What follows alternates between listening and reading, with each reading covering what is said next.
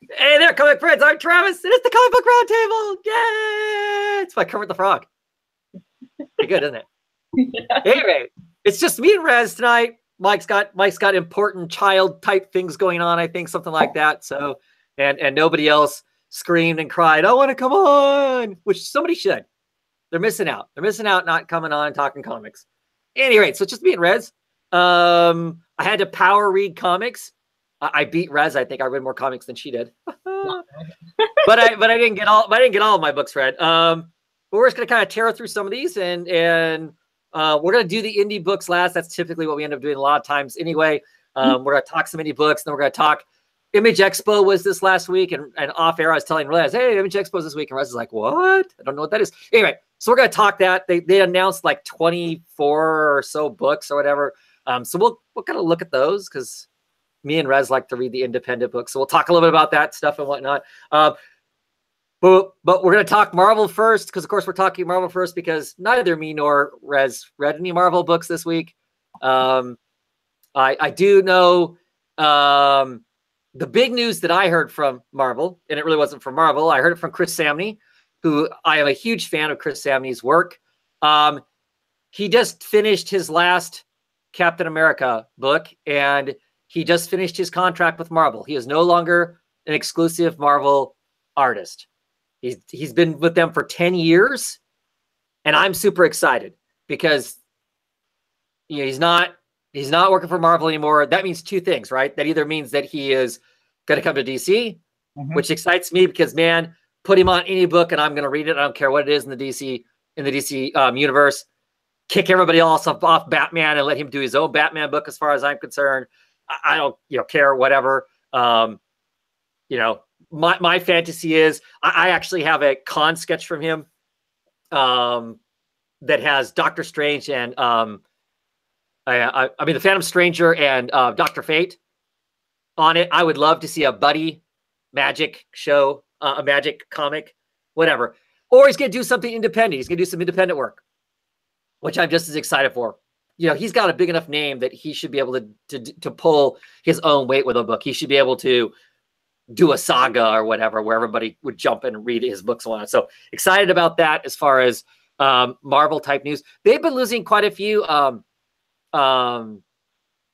artists here lately. And I don't know if it's kind of stemming from them last year, kind of their executives making the statement that artists don't sell books. They made some comment like that, and personally, if I was an artist, I'd find that insulting.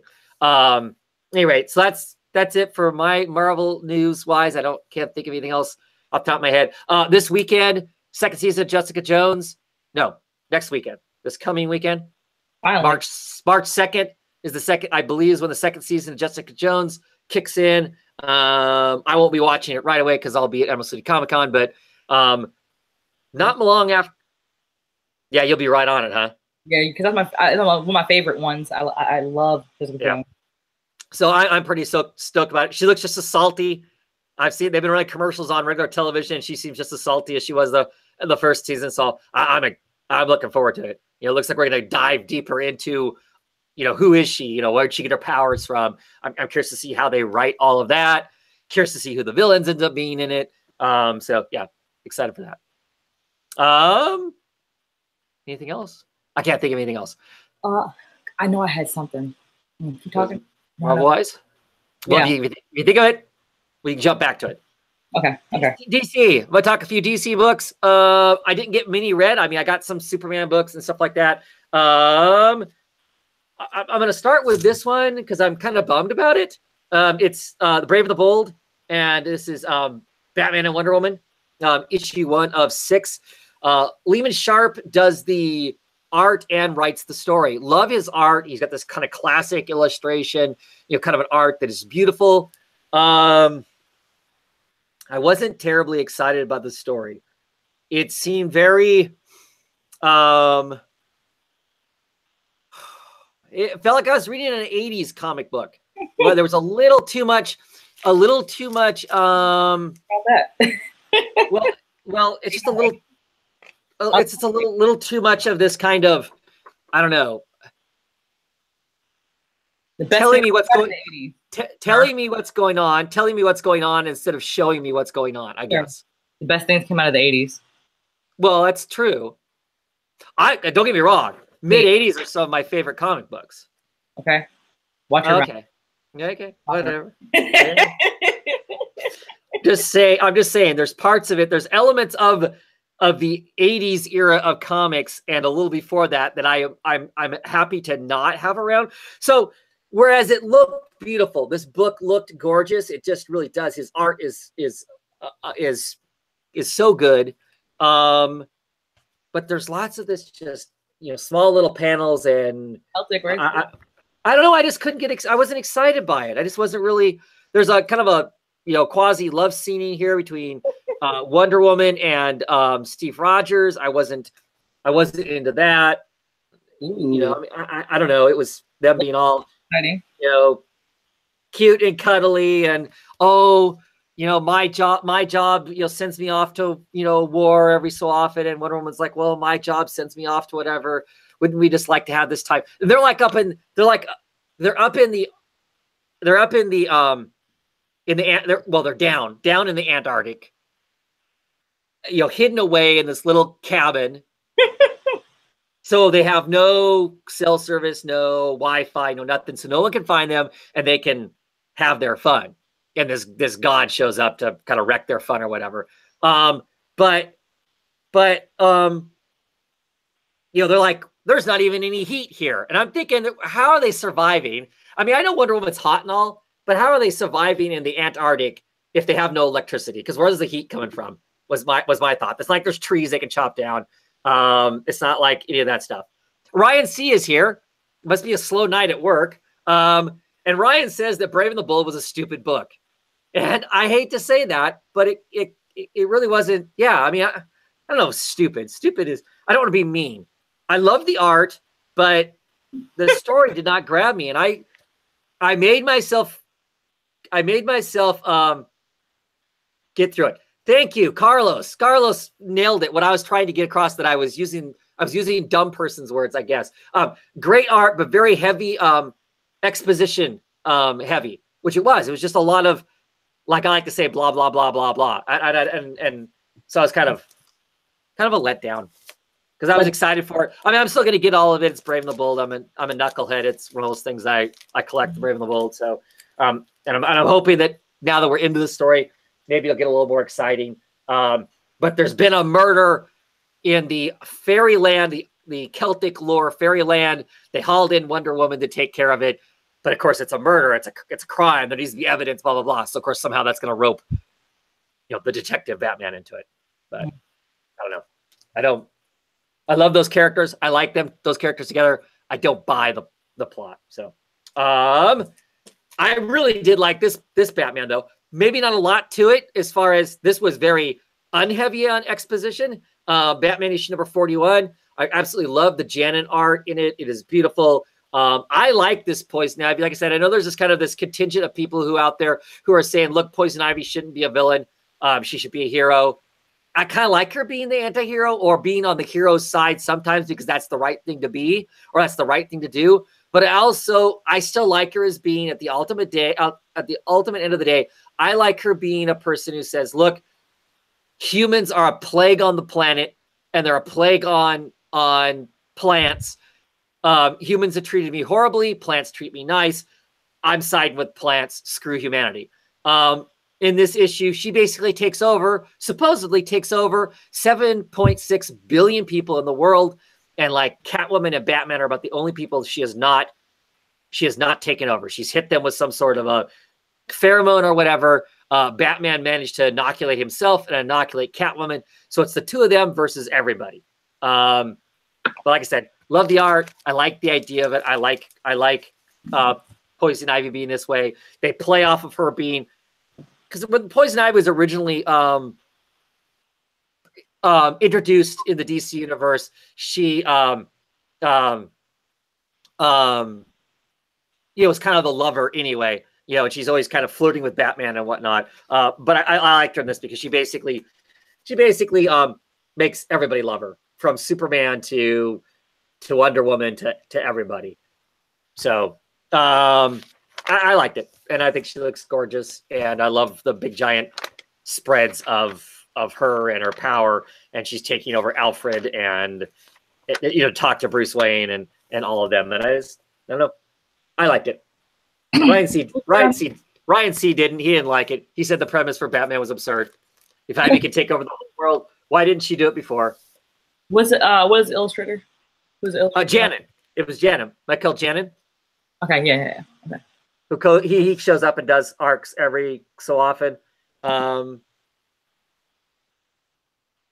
So yeah. I mean, in fact, I haven't seen Finch in a while. It used to be it was Finch for an arc, and then Janin for an arc, and then Finch for an arc. I haven't seen Finch, it occurs to me, for a while. It's been Clay and Janin, and then Jolene Jones and some other guest artists kind of into. So how come she hadn't done it before, Ryan? Because it's a superhero comic book, and maybe she hadn't come up with it yet. So she's doing it now.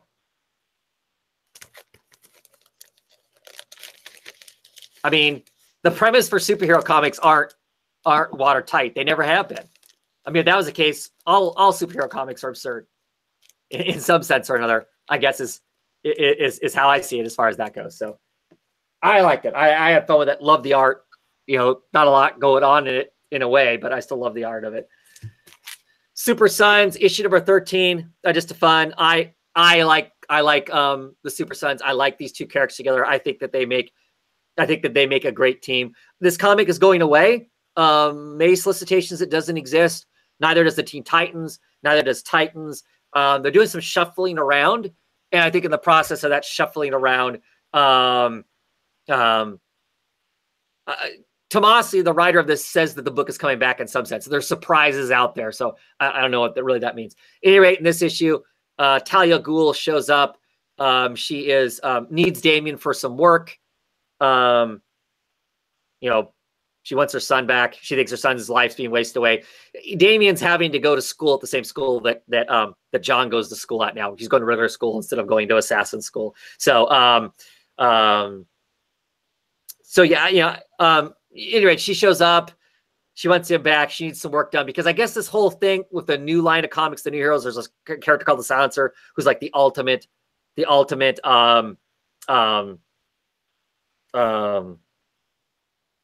assassin. She has wrecked the assassin world in some sense or another. So Talia's having to do some extra work or something like that. But I like the characters. I don't know. We'll see what's next. They're trying to hunt Talia down as she's doing some naughty stuff. And John is realizing just how bad of a badass that Damian is. I mean, he finds out that he was like an uber assassin. All these assassins they're tackling are all afraid of Damian. And he's like, dude, what is up? Why are these people all afraid of you? And he figures out that Damian was kind of like their teacher and stuff like that. And he's like, so you killed a bunch of people? You're like the Grand Master of Assassins? And Damian's like, well, you have to remember, I killed people who were already killers. And that was a lifetime ago. And John's like, you're 13. How can that be a lifetime ago? And I like some of that stuff and whatnot. So checking out the comments. And Ryan is telling me that Young Justice is replacing Super Sons and the Teen Titans. A new Young Justice series with Tomasi is writing. Where'd you catch that at, Ryan? Please don't tell me it was Bleeding Cool. That's cool if that's the case. I'll dig that. I like youth books, and I think Tomasi can write a youth book well. So I would be interested in that. Last book that I got was Milk Wars, issue number 4. I won't talk about it in detail because I'm assuming that Rez that forgot to check it out will check it out. I love this cover right off the bat because the cover is, it looks like a real. This is that map that was in the multiverse comic book. It's got the coffee stain on it. There's the actual coffee cup. Here's a laptop computer with the Young Animals sticker on it. The title of the book is actually 2 comic books that are laying underneath the map because you have your cell phone there and stuff. I don't know. I just thought it was cool. As far as that goes. So inside of it, it starts out with Cave Carson, Chloe. They're all like corporate wage slaves in this giant maze of, those cubicles you see in office type settings. And Mad Dog is working security and they're drinking their milk and all kinds of nuttiness goes on there. He ends up like barfing up Swamp Thing. and they kind of overthrow this stuff, and we kind of find out where the eye gets the message that it's floating around to everybody else and whatnot. So there is kind of meta text in here that I absolutely love. They poke fun at the people who collect Funko Pops. And not that I have a beef with anybody who collects Funko Pops. Awesome, that's cool and whatnot. But they kind of do a wink, wink, nudge, nudge at themselves and at other people who create pop culture. You know, that we're creating a product. We're no longer creating art. It's a product. They kind of do some winking and nodding at some of that stuff, which I thought was kind of fun in it and stuff. So yeah, some good stuff going on there as far as that goes. I thought that was a lot of fun. Not as good as some of the others, Rez, but there's still moments in it that are pretty fun. It's better than last issue with the Wonder Woman one. I like the Wonder Woman one. I mean, there's milk in this one, but there's no lapping whatsoever. I mean, they're not even close. You know, we don't get fountains of milk or any of that kind of cool stuff. You know, so. And you don't have any lapping, then you'll have yeah. So clearly, it's not as good as the others because there's none of that in it. So. You have to have the lapping. Yeah. It just makes me excited for the Cave Carson has a intergalactic eye, right? That's the new title. Cave Carson, something like that. Looking forward to that quite a bit. So because he goes into space instead of being in a cave. Check out the comments. And Ryan says that he heard it through somebody else, not Bleeding Cool. I won't mention who because it sounds like it's on the down low. So and of course Supergirl's another one that's going away. So I don't know if they're going to fold Supergirl into that whole thing too. Like she's going to be on the team there. I'm surprised that Supergirl got shut down. I mean, she still has a TV show. To me, it just seems like, why wouldn't you still have that kind of, it might be out there or whatever. I would think, I could be wrong, but it just seems to me like it's kind of surprising that's not. Let's see. That's the only DC books I got to. I have some more, but I didn't get to them. Superman and stuff like that towards the bottom of my list because it's written by Robinson, so I wasn't too excited to jump on it right away. It'll be some of the last stuff I read. DC news, I hear that besides those books that I talked about that seem to be gone in the solicitations, Tiny in the Fourth, the guy who writes Detective Comics since the Rebirth, he is leaving Detective Comics. He says he's done with Detective Comics and he's not going to be writing anything in Gotham for some time forward. So I'm excited about that because I don't like his version. Isn't that horrible? I don't like his fetish of Tim Drake because, of course, everybody who watches the show knows I'm a Tim Drake hater through and through. To the core of me, do not like Tim Drake. That's the center. That's the focus of everything is Tim Drake. So I'm excited to see him go away as a creator because maybe somebody will come on who does not care for Tim Drake and we can get stories that are not Tim Drake centric. So I'm kind of excited about that. Oh my gosh, maybe that's where Chris Samney's going. That would be beautiful.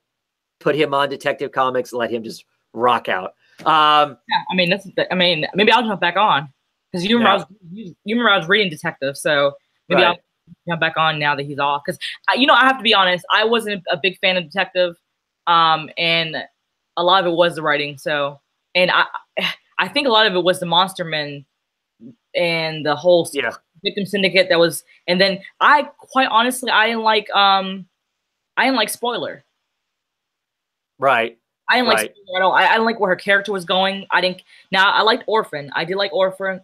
I liked her link to I like the whole Ra's al Ghul, him coming in, and I like I like that whole storyline. Shiva, her mom showing up and and stuff like that. I like that whole storyline, but I did not care for Spoiler. I just thought I came to hate her.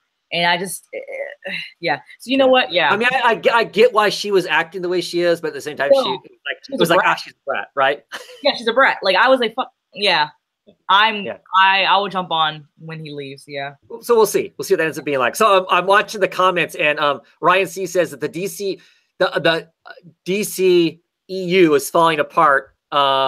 Is probably the biggest DC news of the week. So the cinematic universe is what we're talking about here. Cyborg movie is canceled. I hadn't heard that, and I think that's a shame.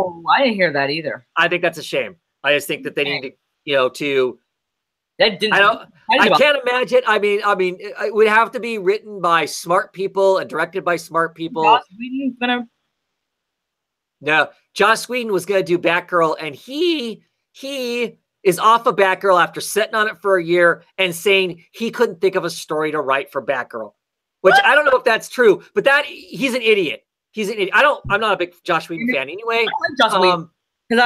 But here's the thing: you can't say that there's not a Batgirl story out there. Come on, that's crazy. There's hundreds of comics, first and foremost. That's crazy. I'm a huge Joss Whedon fan, so I'm just a little perturbed by the fact that he thinks that there's no story for her. Yeah, it's ridiculous. He's either that or he's smart enough that he's gone, you know what? They need to get a woman doing this with this kind of the current climate of, quit having, old white dudes write. You know who they should get to do it? The Wachowskis, because they're both women. They should get them to do it. Wow, that would be interesting to see a Wachowski directed and written Batgirl. That movie's still on though. The Batgirl movie's still on. They're gonna get a writer for that, and it's gonna happen. I'm sure it will. The Wachowskis, that would be cool. That would be something different. I know. I would love to see them do it. Yeah. Ryan's also saying that Sammy will most likely join Bendis on Superman. That will be a massive, massive, massive waste of talent to put Sammy on a Bendis book. What? So he can draw a bunch of heads the entire time? No, that would be a total waste. Yeah, I mean, I would tell you this, right? That Jessica Jones book, I stayed on it for 9 issues. I tried my hardest, and it was just, it was hard. He just turned. How do you turn Jessica Jones into like a? How? He created Jessica Jones. You can't criticize his Jessica Jones. That's his character. It was. Listen, I know. It started off 4 issues solid, but then it was just like, okay. They were writing that book because there was the Netflix show. That's why that book was being written. For me, I'd rather watch a Netflix show personally. Sure.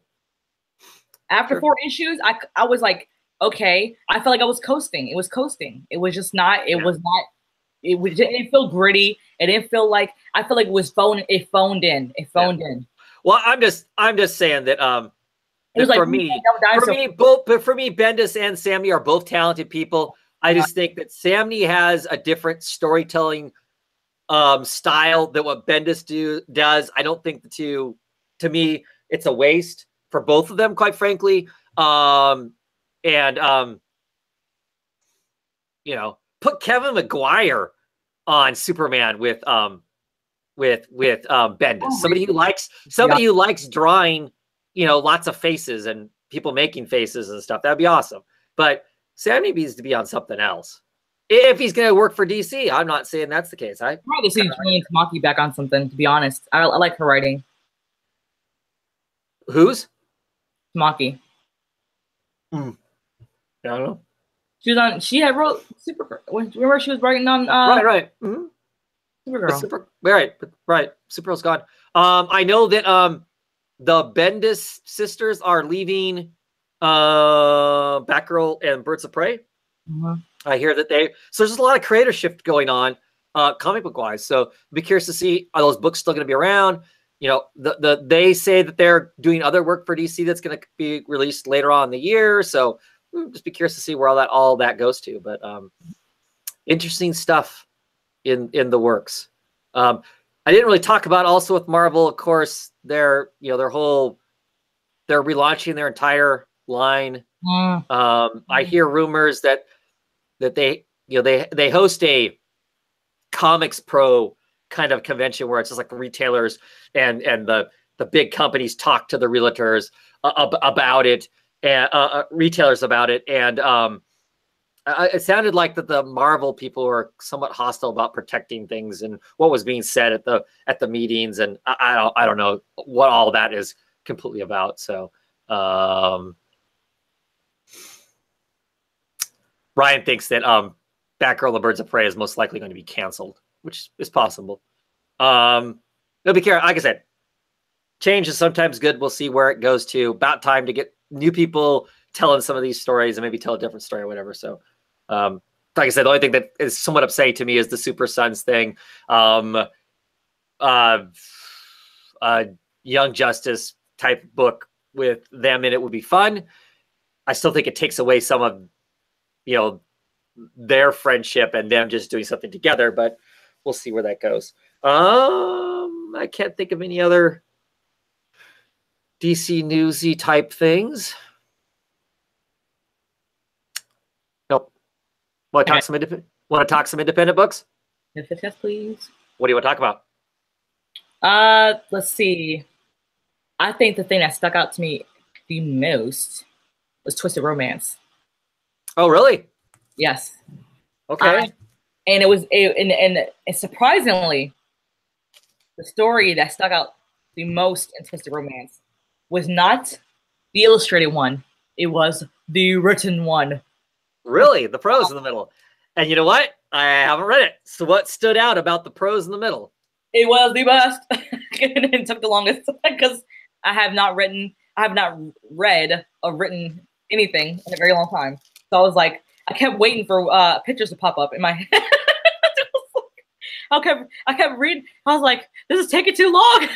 So the last minute by Jess Bradley. Yes. Mm-hmm. Loved it.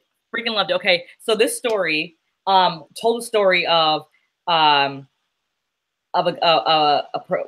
scientist named Hansen and a soldier named Clint, I believe. Yes. Yes. Okay. Klein. They're Klein. I knew it was the start of the C. Okay, yep. Klein. And they were trekking their way through on Earth.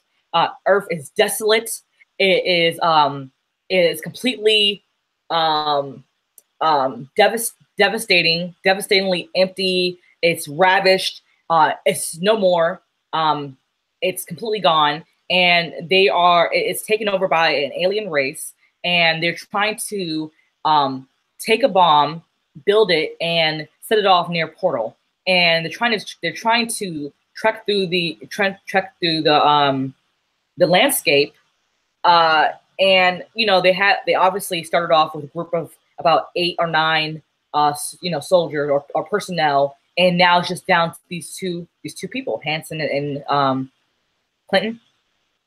Klein. Okay. Klein. So they're down these two people, and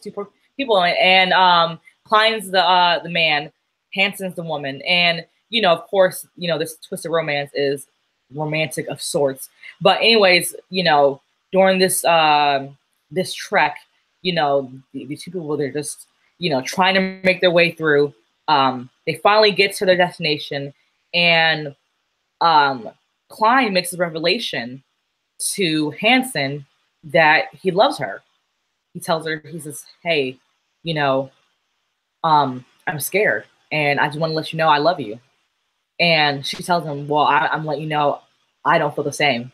And, you know, of course, you know, this, you know, in these kind of stories, usually the person, right, other person says, I love you back, right? Usually always is I love you back. But in this story, she tells him she doesn't feel the same way. So it's like, whoa, clutch my pearls. Whoa, you don't love me back?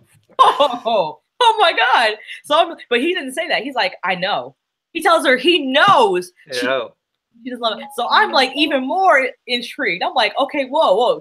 You know she doesn't love me back? And then she's thinking, you know, of course she's saying to herself, she feels bad because she could have been friends with this guy. And so that, you know, she's like, well, why'd you drop this load on me now? You know, and you know, and she's, you know, well, you don't even know my favorite book. You don't know my favorite color. And so they tell each other their favorite color and their favorite book. And she's like, yellow and Kill a Mockingbird. And then he tells her his favorite color and his favorite book. And then, you know, he's like, you don't know my name. And then then they tell each other their names. And it's so cute. And then, you know, they set the bomb off and everything. And then hoping that they save the world from the next race that comes along, you know, and hopefully, the world's reclaimed. But it's just like a really nice story. It's a really nice sci-fi story. I just really, really loved it. It was like I felt like it was very impactful. It was like, I forgot about what I previously read. So the previous story, whatever it was, I was like, forget that story. And then whatever happened afterwards, that story about the mouse and the cat, I was like, "Tuh, I don't care about it." So that story in the middle, perfect. Yeah, awesome. Yeah, awesome. Yeah, I can't even tell you what I read prior to. Let you know. Yeah. I don't remember. I need to go back and actually read the prose. I skipped it because I was short on time, and it's the typical thing we don't talk about, so I didn't get around to reading it. Yeah. I read the Carlos Speed McNeil story. I dabbled with the cat and the mouse one. I couldn't get into it, so I sat this down and went on to read other stuff and figured I'd come back and read the rest of that stuff. But now, yeah, so I'll have to check out the prose that are in that one. I mean, I was going to anyway, but now I'm actually interested in checking it out as opposed to I'll get around to that at some point, kind of a thing. So I'll be checking out. This is, as a whole, this is my least favorite of the ones we've gotten so far. But I've really enjoyed the twisted romance stuff. It's just, I don't know, it's fun to get these. It's like, well, it's like an anthology series because it's not like any of these are stories they're continuing. But they're all long enough. They're all long enough that it's not like it's a 4-page story and you're done. To where you just barely get your whistle wet on whatever it is that they're showing you or trying to tell you, and then they're off to the next thing. Sometimes that's my problem with anthology books is they want a little bit of everything in them, and you don't get enough of anything, kind of stuff. So I didn't know. I mean, I was interested in the twisted romance stuff because the people who are going to be on it. I didn't know exactly what we're getting into. I have been nothing but pleased with the books as a whole. So it's been a fun. I don't feel pained picking one of these up every week. Whereas, like, every 2 weeks, Batman or Nightwing or Superman shows up, and it's somewhat painful to when the book gets drab to read it every week. This has been nothing like that because it's felt like a totally different comic book other than having the title on it. Every issue, and so I've been digging it. That short story was the bomb. I'm telling you, it was Liddy. It was Liddy and Sid. I loved it, and I mean, the first one, I knew where it was going. It was a little too predictable. Well, yeah, I wasn't impressed with that at all. I mean, that was by far the weakest of the campy stories, in my opinion. Exactly. Like, I love Carlos Speed McNeil. Like, believe me, that was like when I saw Carlos Speed McNeil on the I was like. Yeah, like I was like, yeah, right, yeah. But then when I was like, this captain, come on. I am the prisoners. I was like, he's totally gonna be into that dude. Totally gonna be in. And the guy was just too like I was like, dude, come on, can you be any more like, dude, come on. Hey, he's on a ship by himself. He has to be that way. If you spent years and years on a ship all by yourself, you'd be like. Exactly. I was like, this dude was like, just like, I mean, like, come on, dude. Like, it's the long hair. It's the long hair. I was just, oh my God. It was just, Yeah. To me, the story was very paint by numbers as far as that goes. Very. And I wasn't particularly impressed with the art. I mean, McNeil's art this time around. I don't know. It wasn't a lot of it. I mean, part of it not being a killer, okay, but there was. Like the stuff around the edges, she, draw a few important parts, draw the pretty boy well, and then the rest of it, you just kind of, whatever. Her art on No Mercy is so much more like, oh my God, it's so beautiful. But then, I mean, she just, I don't know what was going on with her. Yeah. I say that, and all I can draw is stick figures. So, I mean, stick figures. So what do I know, right? So, yeah. Let's see. What do I talk about? Probably my favorite book of the week, Punk is Not Dead. I have the Sekowitz variant cover. I need to pick up the other cover. I actually like the regular cover better. I don't know what I was thinking when I guess I just saw Bill's name and I thought, oh, I'm getting it because he's on it. But I actually yeah. What? How do you say his name? How do you say his name? Sikovich, right? Somebody will correct me, I'm sure, at some point. I mean, Any rate, I like this cover better, I think. What is with you? Oh.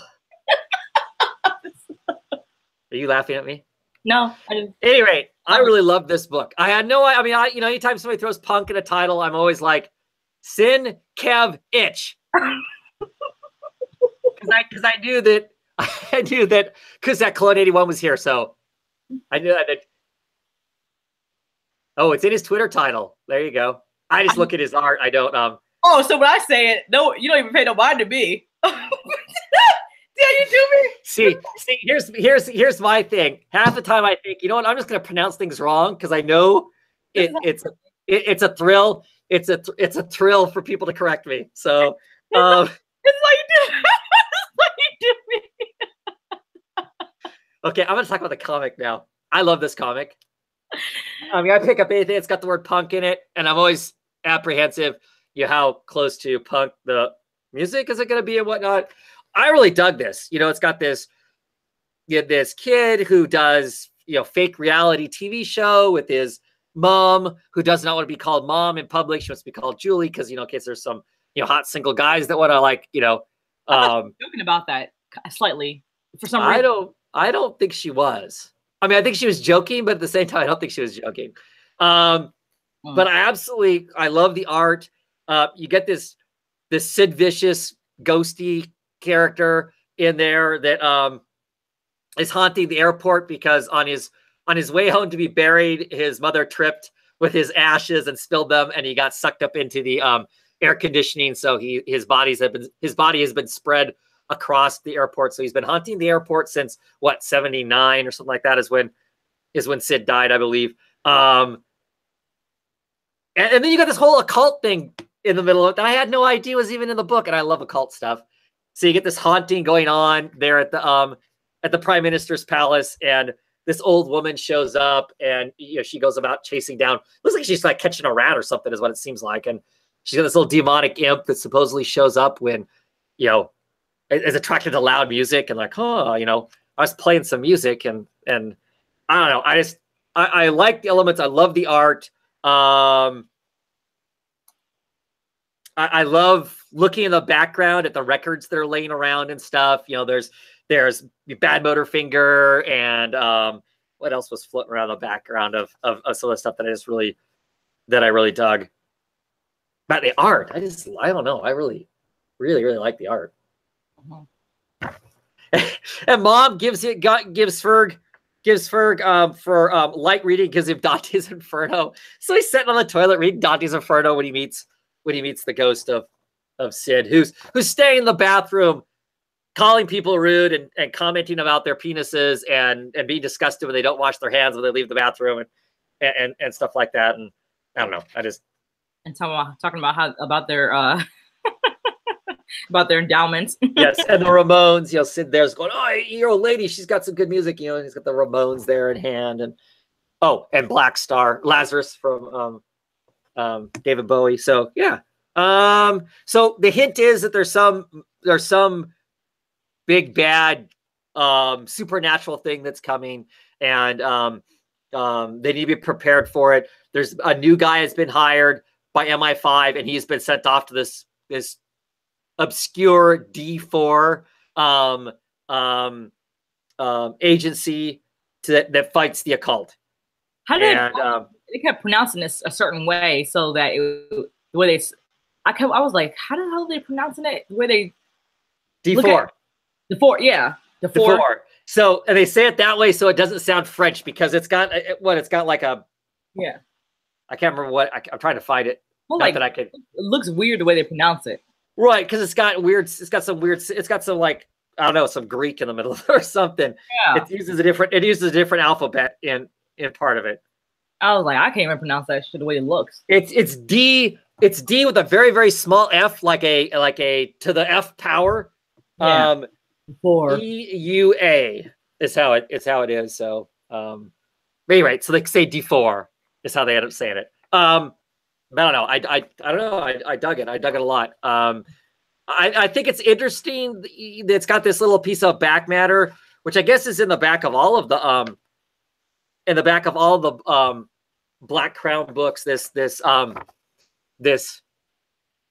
Defying article, this Vicious Rumors, where that almost felt like it gave away too much. I mean, they make this claim in there that this isn't Sid Vicious. This isn't actually the ghost of Sid Vicious.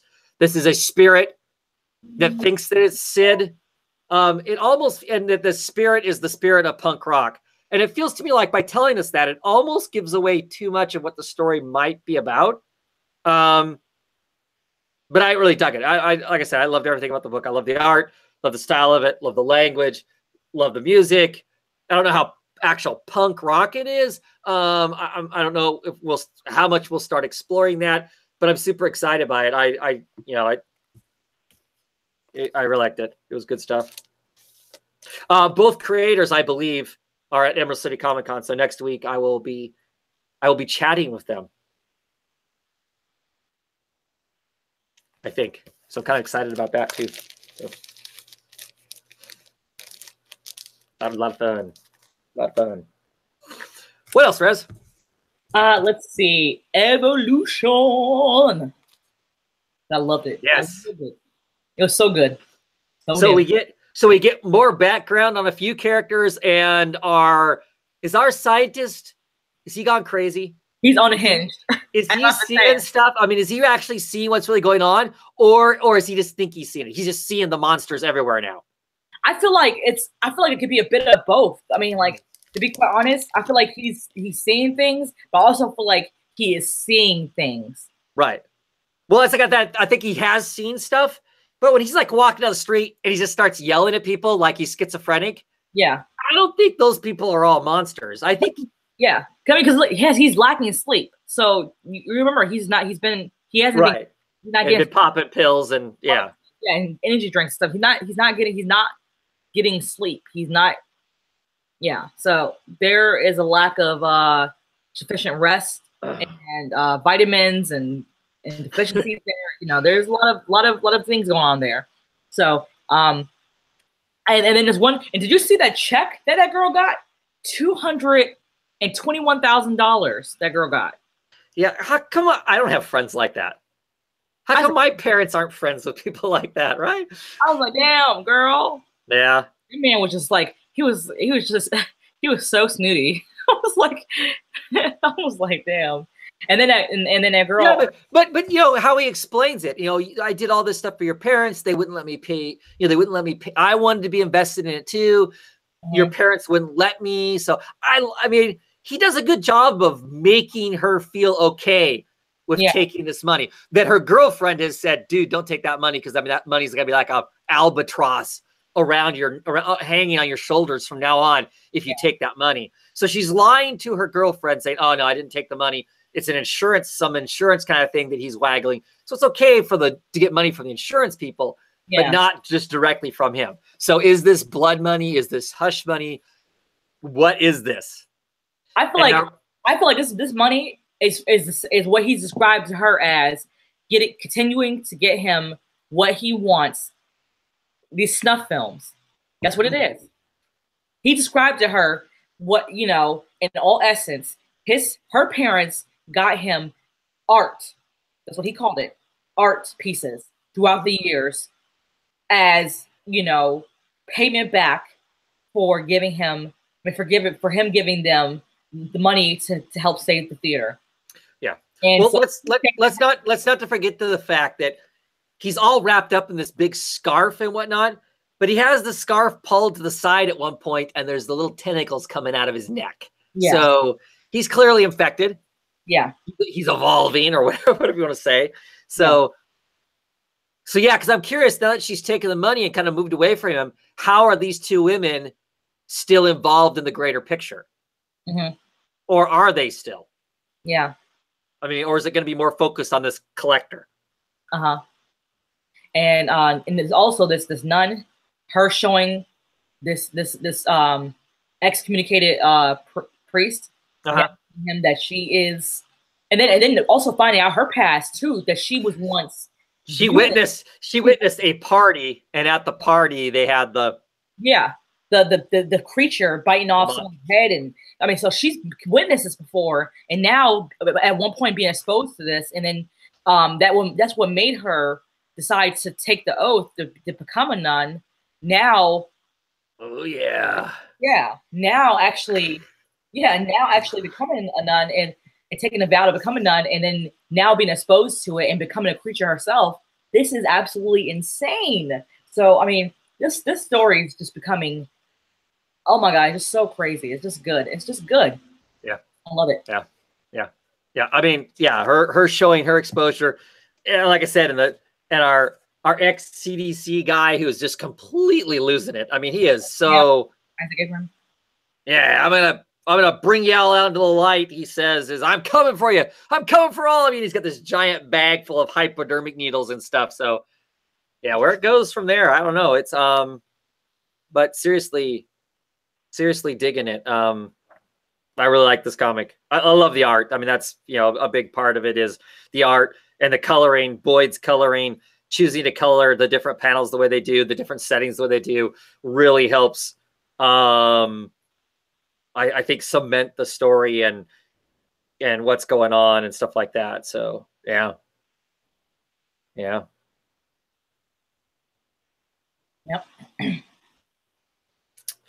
Yeah, good stuff. I don't want it to end. I just don't want it to end, to be honest. Right.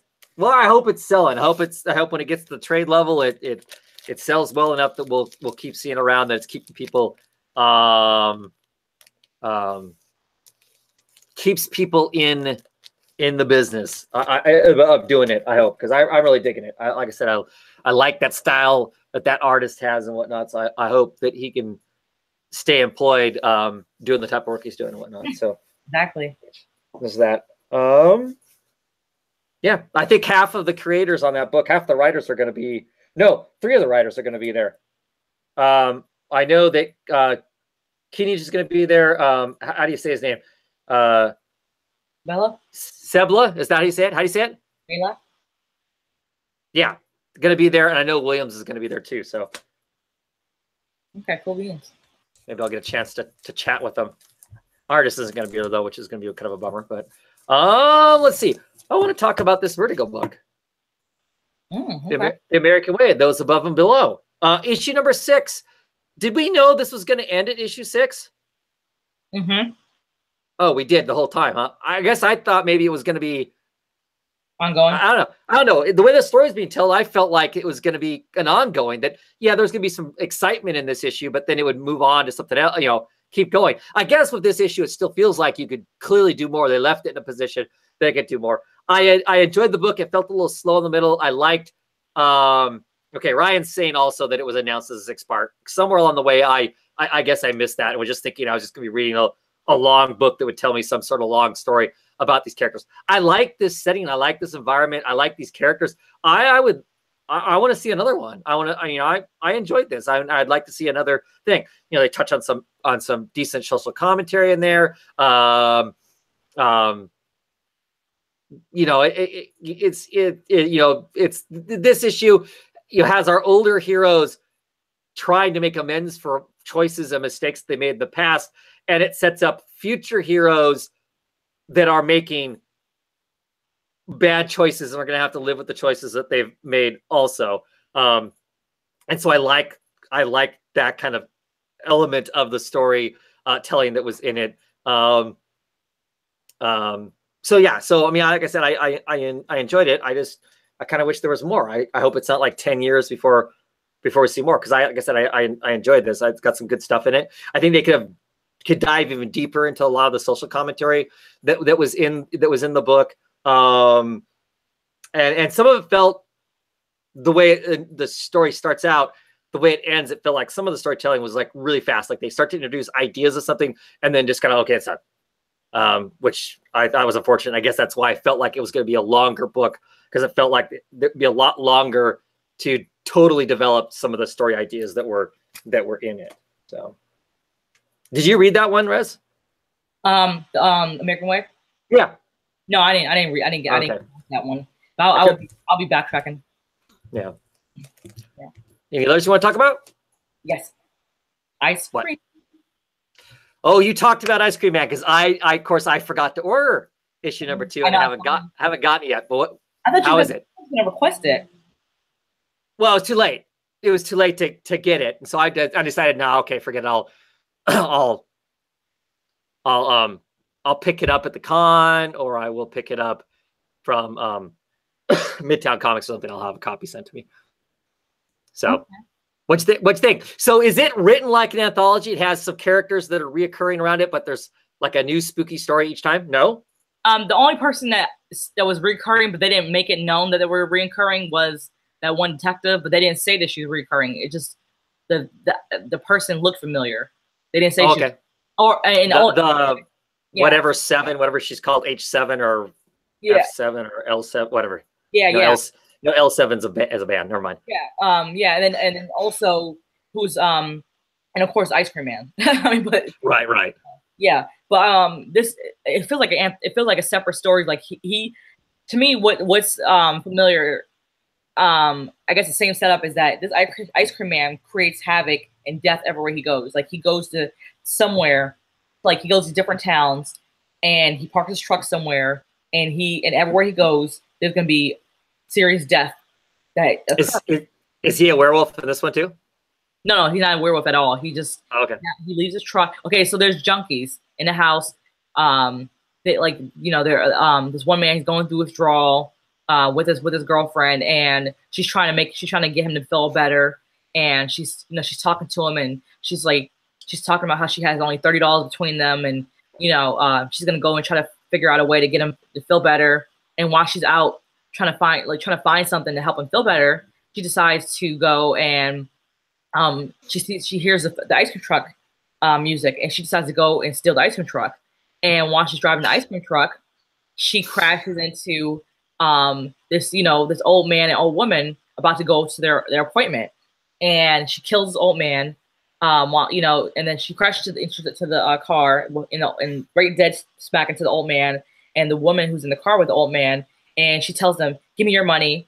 And the old woman's like, "Well, you're gonna go to jail. You hear that? You hear the sirens? You're gonna go to jail."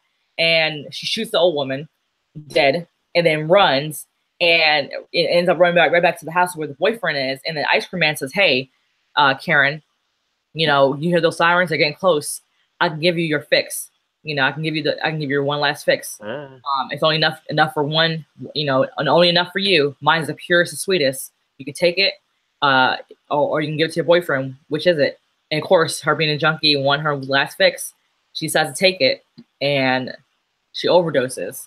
And so when the cops arrive to the house, they shoot him up with something that revives him and gets him to wake up and not be overdosed.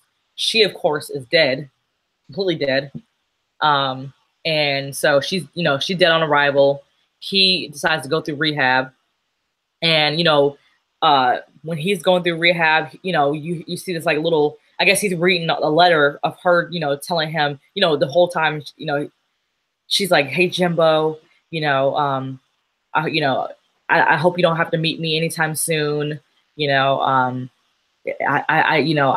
met the birds.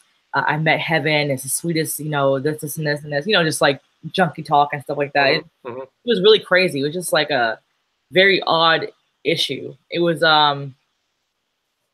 It's poignant in some ways. It was very off in another. It was just like, it was kind of off. Like I don't know what, it's like almost like out of place. Like you don't know what this comic is about.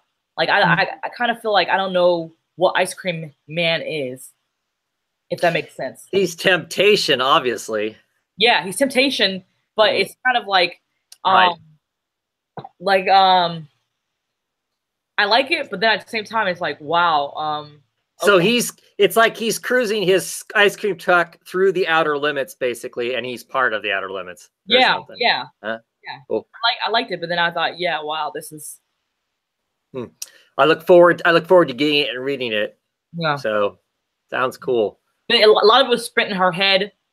When you saw them like fresh new kids start off really healthy and deteriorating from the different drugs they started off. Oh, yeah. Bumping cocaine to doing dope and becoming crackheads and stuff like that, losing all their teeth, having like face full of pock skin and acne and stuff like that, and being all drawn and just like skin and bones, and it was just really, really sad, and just raged out. And Yeah, sounds like junkies. Yuck. Yeah. Everything. It just was sad. Okay, what do I want to talk about? Kid Lobotomy. Issue number 5. I continue to really like this story. I mean, I just, it's kind of goofy. It's got some, weird stuff. It's got some I don't know, don't want to call them chauvinistic. Some points where Peter Milligan basically kind of in a way puts himself into the book. At a point that his name's this secret name and this riddle and all this stuff and whatnot.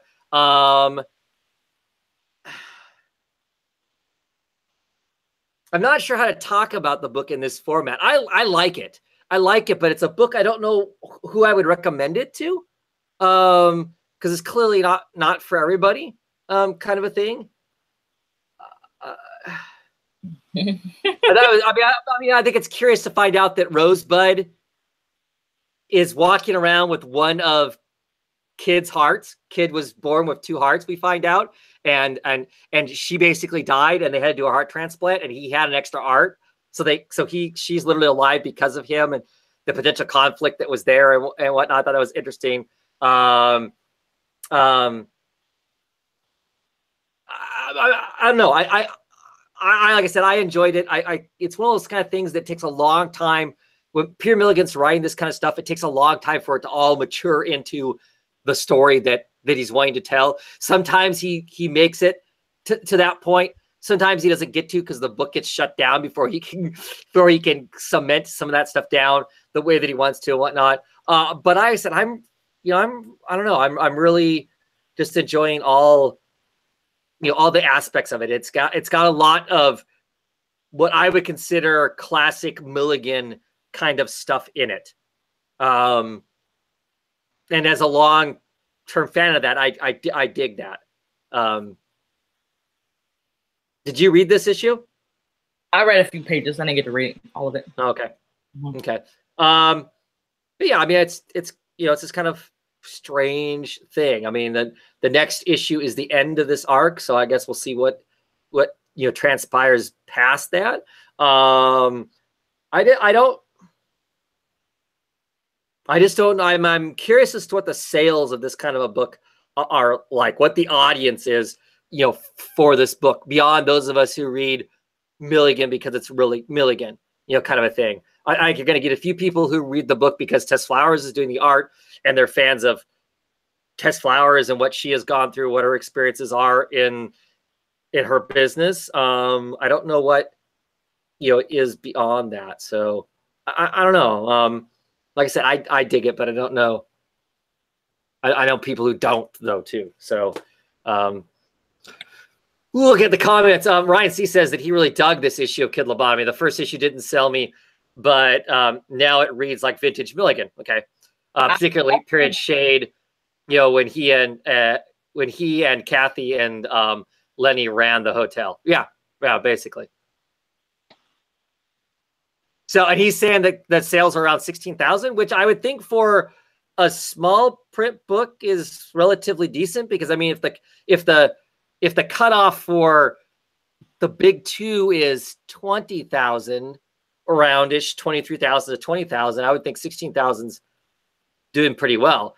Considering back, most Vertigo books only sell 5,000 or 6,000. It's like, I think it's probably doing, really well. That's good to know. I mean, that's good that there's that big of an audience. And I think it'll help once trades come out and people can buy it all in one thing and sit down and read it all at one time. So that's cool. Mm-hmm. Cool. Like I said, I'm enjoying it for what it is. So yeah, he's saying those sales are fine and certainly higher than Milligan's last few Vertigo projects, without a doubt. Yeah. But nothing at Vertigo sells anymore, it seems like. So, any other books you want to talk about, Riz? Yeah. It was actually. Let me go ahead and. I gotta show you, because it's a book called Bloodborne. Alice Cott. Oh yes, based off a video game. Yeah, and I thought it was worth bringing up. and I quite was. This is the illustration style. Can you see it? Mm-hmm. And yeah, it was written by Peter Kowalski, and I didn't know the history really of it, so I just was going blind a little bit, and I was interested in it, and I want to read a few more issues to kind of see a little bit more about it, what see how it reads. But the first issue did leave me a little confused. It just kind of just jumped right in. The story just jumped right in with this character. They call it a hunter. They call them hunters, where this hunter was just killing zombies, just slicing heads off of zombies, killing what seemed to be werewolves. So he's going through like what would look like to be England or London or something. He was going through London, just chopping Victorian era. Yeah, Victorian era. The top hats, the whole kind of Victorian or Edwardian. Yeah, Edwardian. Yeah, killing these zombies, these lycanthropes, and then he ends up being called into a church with these other different hunters, and he was talking to him, and they were explaining to him that in order to be called out of this dream state that he's in, he would have to be near a pale blood, and a pale blood would be able to, the only thing that would be able to take him out of this dream state. And so they show him that there's a pale blood in the room. And it's this young boy, and he's like, "Oh, it can't be a pale blood." And the boy, cuts himself, and this pale blood runs from his arm. And so then he somehow goes back outside and starts fighting this monstrous beast, and then he dies, and then he wakens from a dream, and then this man in a wheelchair tells him the only way he can awaken from this nightmare again is if he finds this pale blood again.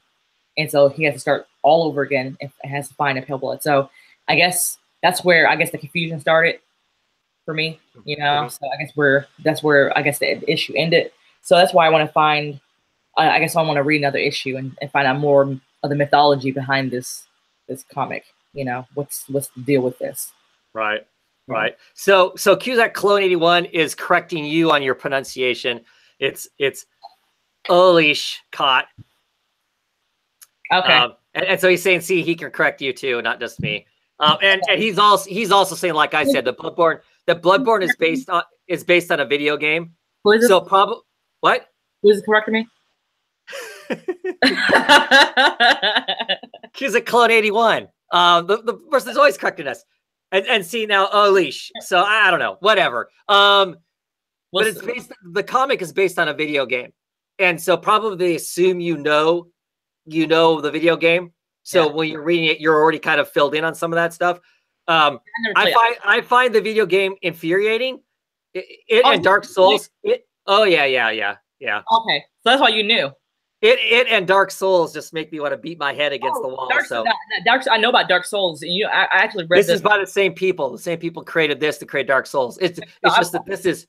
I don't like Dark Souls. I've read the comic, and oh my god, the lettering infuriates me. The lettering. Oh my god, I hate the lettering. Have you seen the lettering for Dark Souls? No. Oh my god, you will hate. Oh my god, the lettering. Horrible. What is wrong with Titan? They need to get their stuff together. So it's now I'm being told it's Leb. It's I don't know how you pronounce the guy's name anymore. Dutch, supposedly. I don't think he's Dutch though. I thought he was like some not Scandinavian, but Well, I'll ask him. I'm gonna go on Twitter and ask him myself. Okay, I'll let you embarrass yourself asking because I'm always a leash. I'm not gonna be embarrassed. I highly doubt that. Okay. I'm gonna ask. See, I thought he was like Czechoslovakian or something. That's what I was thinking. Was he was Czech or Polish or something? Somewhere in there. I thought that was where his nationality was, because I think he's there now. He's kind of like hiding off in Eastern Europe someplace, doing whatever it is that he does. I mean, I follow him on Twitter, kind of, but yeah, I like his work. Sorry, I can't pronounce your name. You can mispronounce mine. It's cool. We'll all be fine. People mispronounce my name all the time. I mispronounce my own. We all know this. Yeah, I'm just gonna call everybody Ed from now on. So it doesn't matter what your name is, it's Ed. Righty on. So I am going to talk about this book. Yes, Rez and Trey. Yeah. Deathbed, issue 1, Virgo book. This is Joshua Williams, Riley Rosmos on art, which of course is why I would pick the book up. And Ivan Placina doing the colors. So the premise is we get this girl. I'm trying to remember her name offhand. She won a writing award when she was in 4th grade. And that's when she discovered she wanted to be a writer, and she's kind of grown up with this dream, and she's been trying to chase that dream from then on, and has never been able to capture that. I'm trying to find her name. Valentine Richards. So Val is what she goes by. So Val, this great opening scene of her sitting on the toilet, remembering her kind of life and all the decisions she's had in life. That's the best moments in life when you're on a toilet. Yeah, kind of leading up to this moment, realizing that, the book she's writing, the publishers really aren't interested in that. She can go and write this guy's biography. He paid with a gold brick. What's that? Yes, that is a used condom. It's not a condom. Let's be accurate here. It's a used one. Make sure to highlight very used one. Yes. it definitely. It's dribbling all over the place, so I would say it's used. Looks like a female one. So she is being told by her editors, go write this autobiography, help this guy out and whatnot. And she's like, oh, I don't want to do it. But she goes and does it because she needs the money, quite frankly. So she's off to this guy's place. She went to Google him. This guy doesn't exist in Google at all. There's nothing about him. She's like, how can this guy think he's famous enough?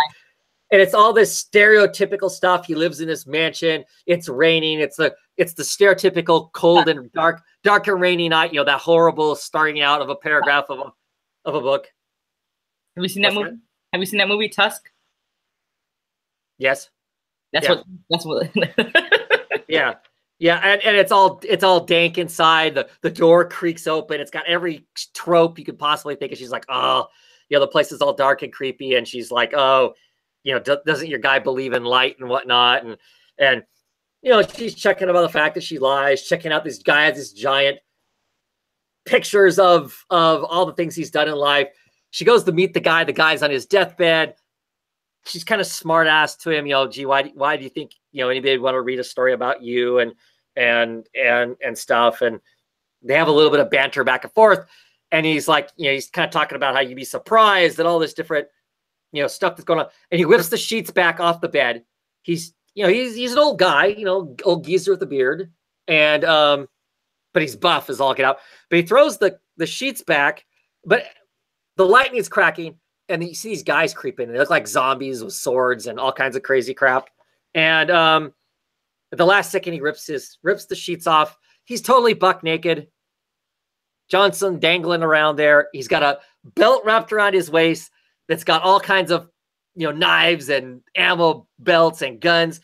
And he just starts blowing the hell out of all these zombies and stuff. Oops, I probably shouldn't show that. Oh gosh. Because someone will flag my video because some people are idiots. Chopping the hell out of people, shooting them up. Oh yeah. There's later, please. yeah. But he, swearing up a storm. Come to find out, he's not really dying. I mean, everybody's dying, right? The second you're born, you're dying. But he's really about. He's faking his death. He's faking his death because he wants all these enemies to come and kill him, so he can shoot them all up, and he wants that to be his great story. And he wants this woman to write it. And she's like, this is crazy. I want him to do this. But she ends up getting suckered in. One of the monsters at the end of it laughs at him and says, we were just here for a message. We were just here for a message. Whoops, didn't cover it. My finger wasn't big enough. I'm sorry. But you know, we're just here to warn you that we're actually not going to kill you. We're going to kill all your loved ones and stuff. So, anyway, but I love her response. She's standing there and she's absolutely covered in blood, right? Because he is just gorily tore all these people up, and she is like, "What the?" I mean, it was pretty funny. I don't know. I liked it. I like the Rosmo art. I dig that. So, Rosmo art goes a long ways for me, even if it's not super deep story. But that was fun, you know. And she finally at the very end of it, she's like, "Yep, I'm in. Let's tell the story." So 6 issues. I thought it was fun. So, yeah, sounds delicious. Oh, I'm sure. Sounds or looks, yeah. I'm reading it after we get off. You're in. You're in. Well, see how we're on that subject, and that's what appeals and whatnot. Maestro, issue number 5. You don't read this, right? I have read the first issue. Okay, so well, you read the first issue, right? And it's got the whole you know, he's selling special stuff to make, you know, basically magic Uber Viagra. So in this issue, our main character here, he is in basically the equivalent of hell. He's trying to gather an army. He's in a lot of trouble. The equivalent of Satan really hates Maestro's dad because Maestro's dad tortured him a whole bunch, put all these curses on him. So when he goes there to ask for help, you know, he wants nothing to do with it. You know, it's like, you know, he saved his daughter. So what? I'm still going to kill you because your dad tortured me and did all this horrible stuff to me. Well, short of the long of it, he can take away all of Satan's curses. And it's like, because Satan's about to eat him, he's like, you know, he acts all, you know, he was acting all sheepish, like he didn't know, you know, he didn't know how to save himself. He whips out some magic, kind of saves himself, and he undoes one of the curses. The first curse he undoes makes Satan's loincloth here get giant. I guess one of the curses that was put on him is that he's basically, his member was gone, and he gives him that. He goes, "Look, I can release curses. You know, if you help me, I'll release the rest of them too." And there's a whole laundry list of things. Like on Thursdays, he can't make left-hand turns. That's one of the curses that's on him. But anyway, so Satan's like, "I love you. You're like my best friend now that you've given me my, you know, my equipment back." And of course, his daughter is like all grossed out. She's like, "Oh God, Dad, you'll put it away or whatever." And at the end of it, the Maestro's like, "Okay, this is getting a little uncomfortable. Can you, like, I don't know, think of clowns or something?" Because he's just like, well engorged. But as much as there's this dumb childish stuff in it, I really am digging this. The art is amazing that's in it. It's a lot of fun. The bad guys have come and scooped up the girlfriend again and mom again, so we'll see what happens. They've kind of half blown up Earth, so we'll see where it goes from there. But I don't know. I've really been enjoying, as much as there's these dumb, what seem to me to be like, you know, 13-year-old boy jokes. There's some, you know, smart stuff that goes on in it also that makes it a lot of fun. I mean, yeah. See, I mean, you know, the power of the crotch, you know. But yeah, kind of fun. And that's just the daughter. The daughter's like, "Oh, gross," you know. Yeah. So, oh well. Then there's that picture. I was looking at that the worm view shot of that. Yes. So anyway, so like I said, but I don't know. The art, like I said, the art in it is really good. Really, here they are, basically the equivalent of Costco shopping. You know, basically hell. But yeah. No, like I said, I'm way more amused by this than I thought I was going to be. I knew I'd dig the art, but I wasn't sure on the story, and I've actually kind of. I'm in. I like it. So I feel like my shows would be better like in a huge, like, yeah. To be honest, that's why I stopped reading it. Yeah. Public. Any other books you want to talk about? I have 3 more I could touch upon. Nope. Nope. I want to briefly talk about Moonshine, issue number 7. It's back after being on a super long hiatus. Yeah, for me, it's always about the Rizzo art. I really like his art style. So I buy anything that he's basically doing. There were elements about the Moonshine, the first arc I enjoyed. Maybe it didn't all stick well, but there's elements that I liked. So I figured, I'm really gonna enjoy the art regardless. It's gonna dip deeper into werewolves. I hope. I like werewolves, so here I am back on it, and it just basically takes right off where it ended before. Our main character is on a train headed south, and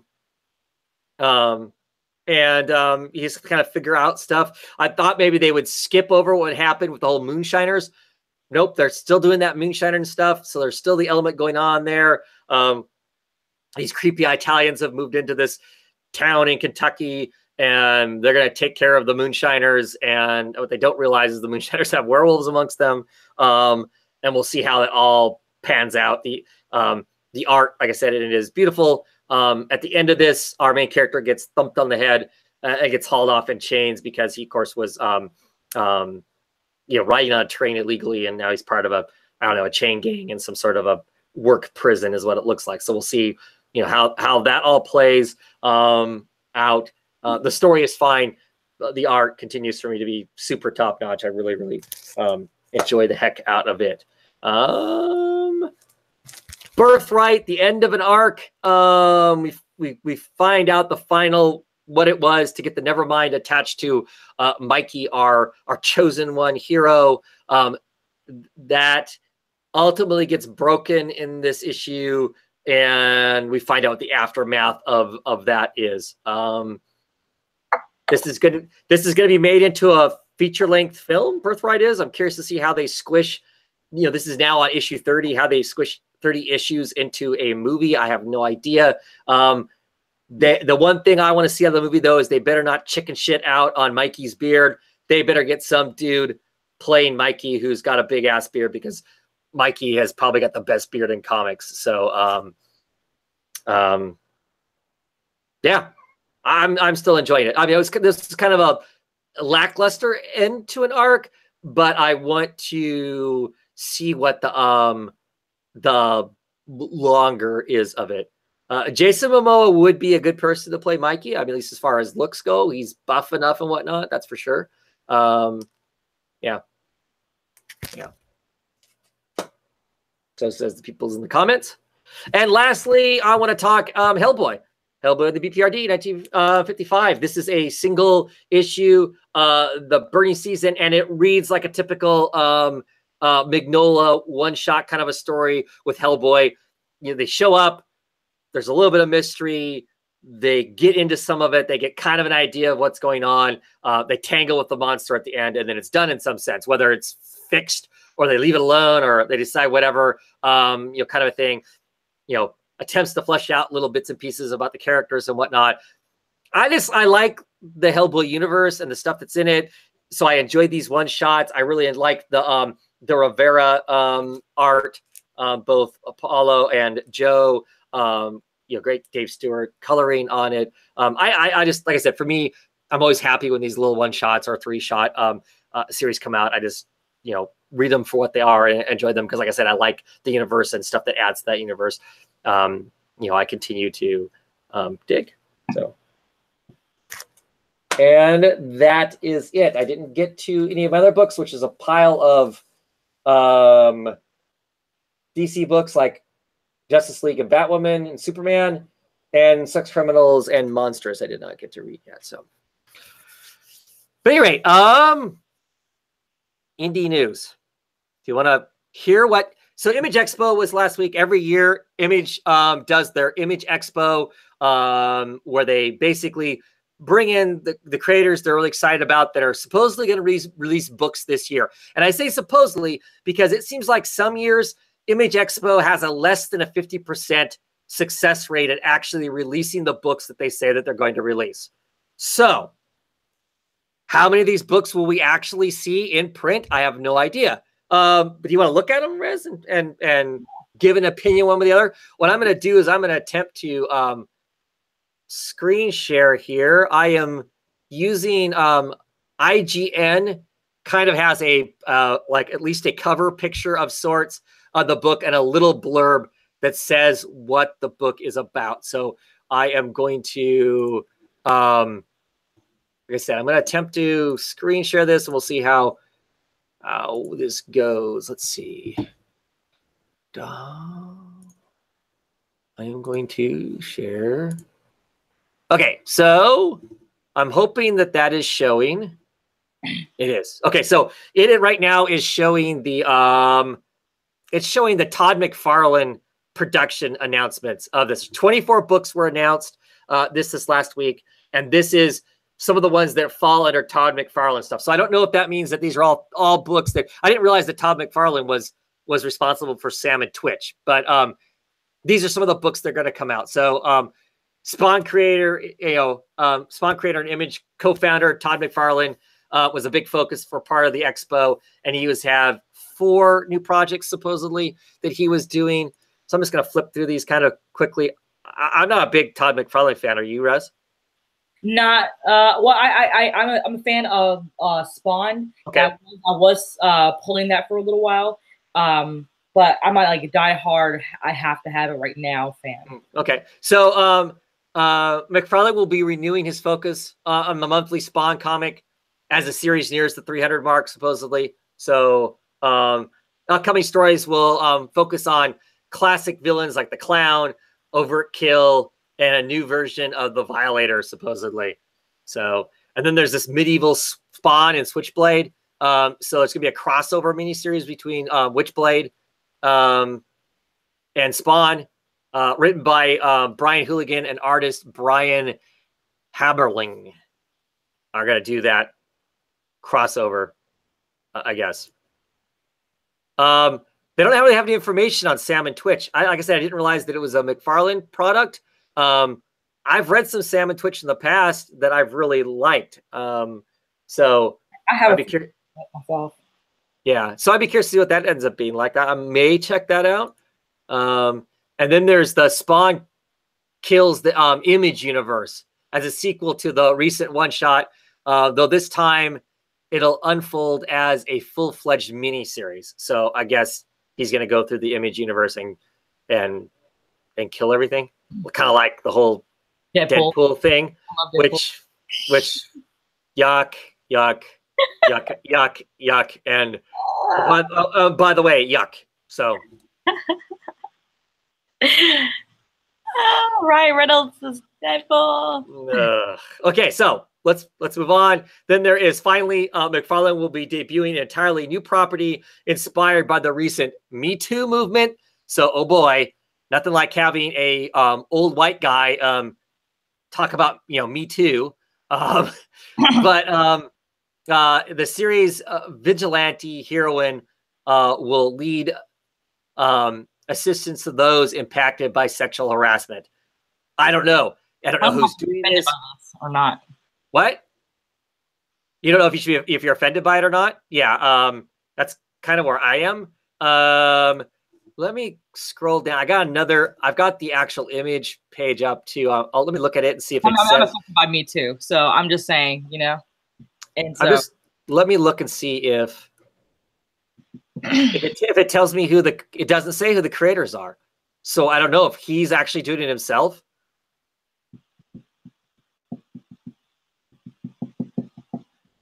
I don't know. So in here it says, in the wake of the Me Too scandals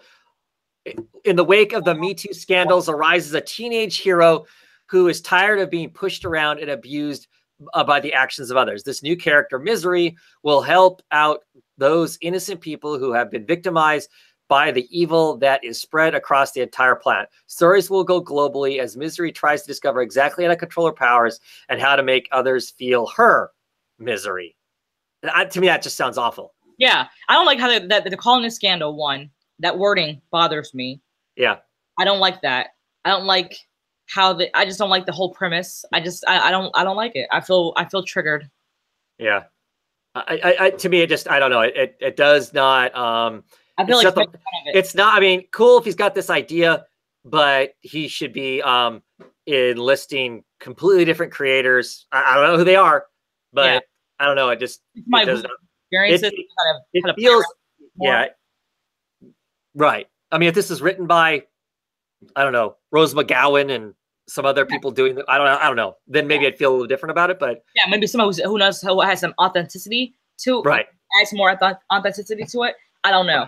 I just I don't like the idea that someone who doesn't know how to. And, you know, and not to say that the Me Too movement is solely women. I mean, because they have said themselves that it's clearly anybody, and they're, you know, I think percentage wise, it is women who get, you know, clearly who are, you know, abused and whatnot, but it's not exclusively. I'm not saying that, but it just seems weird, and the way it's written feels unauthentic and actually inspired. It feels more, I'm going to jump on a movement to sell a book. And maybe that's just me being cynical. I don't know. No, I mean, I feel the same way. So I just, okay, let's move on. Let's move away from that to a Rob Liefeld product, Bloodstrike Brutus. And actually, I think this was actually originally released as a last year Image Expo sort of a thing. What's that? Like Michelle Fief. Michelle. Yeah. I like it. Yeah. Okay. So I have no interest in this whatsoever. Image also shed new light on the previously announced Bloodstrike relaunch. And you're familiar with that creator? Yeah. Yeah. I mean, one thing I would get this because I don't Rob Liefeld know, but the illustrator, yeah. Yeah. Well, it's Rob Liefeld's got nothing to do with it anymore. They're just using his product, something that Rob Liefeld created originally. No, I know. I'm not a fan of being Rob Liefeld. Yeah, Brutus is a miniseries that picks up where the original book left off and offers a deeper look into this violent world. Okay. No interest of mine, but yeah. So here we roll into Blackbird, which is written by Sam Humphries. Jen Bartel does the art on it. It's supposed to come out in October of 2018. Blackbird follows a woman exposed to the magical underworld of LA while searching for her missing sister. I like the colors. I know the colors are beautiful. Yeah, I don't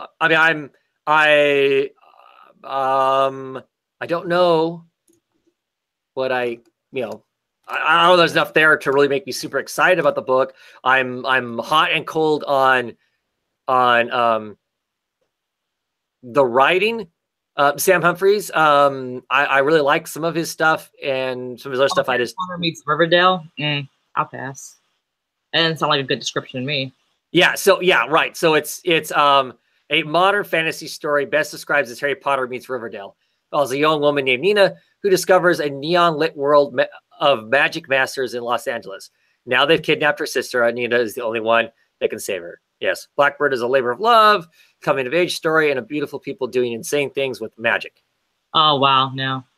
Yeah. So I just don't. I mean, cool. That cover that art looks pretty, but yeah, don't know. So the next one is Crowded. Comes in the summer of 2018. This satire series revolves around a creator of an app that allows users to crowdfund assassinations. The $1 Million Girl and the 1.4 star bodyguard. What could go wrong? Written by Christopher. How do you say his name? Zabela. Okay. Rose Stein, I believe, on art. Let's see. I don't know if the image thing tells us any more about Crowded. Let's see. A cynical send up of the app economy and online grudges. In Crowded, a platform called Reaper allows anyone to crowdfund assassination attempts. The parody ignites when the protagonist, Charlie Ellison, is forced to fend off a wave of hitmen with the help of a low-rate bodyguard. I don't know how I feel about that one either. Yeah, I don't either. This is the book I'm getting. There's no doubt in my mind. I'm super excited about it. The Dead Guy fan club from Annie Wu. She writes it, draws it. She does the whole thing. I'm a big Annie Wu fan, so I'm super stoked about this. So basically, it is a series about a fan club who reunite to investigate the death of their rock star idol. So it's like way after they are no longer, really in the fan club anymore, and they come back to the thing. In this new series, the founders of a rock star fan club reunite in adulthood to investigate the suspicious death of their hero and the involvement of an unhinged member of their old flock. So that'll be I will get that without hesitation. So excited for that one. Yeah, that one was really good. Excited about this one too. I don't know, Jerry Duggan, I'm not super excited about as far as a writer. I love John McCrae as an artist. Dead Rabbit, I don't know. I like the title too. I like that image. I guess when they announced this, John McCrae actually showed up on stage dressed as the main character. Fuck yeah. Yeah, this comedy action series follows the foul-mouthed hitman who's reluctantly pulled out of retirement. So it has some of the typical cliche-ish kind of stuff, but new ongoing series from the Deadpool writer. Whoa, I see. I'm down already. Yeah.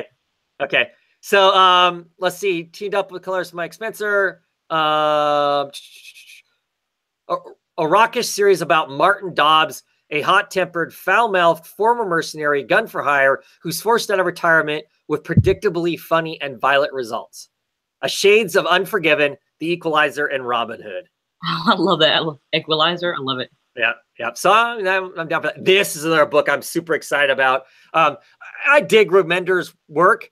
I pretty much read most everything he puts out. I'm super stoked for Bengal art on this book. Death or Glory, 5,000 miles, 4 heists, 3 days, 2 psychopaths, and 1 woman who's had enough. Looks like a movie poster, doesn't it? Anyway. Yeah, so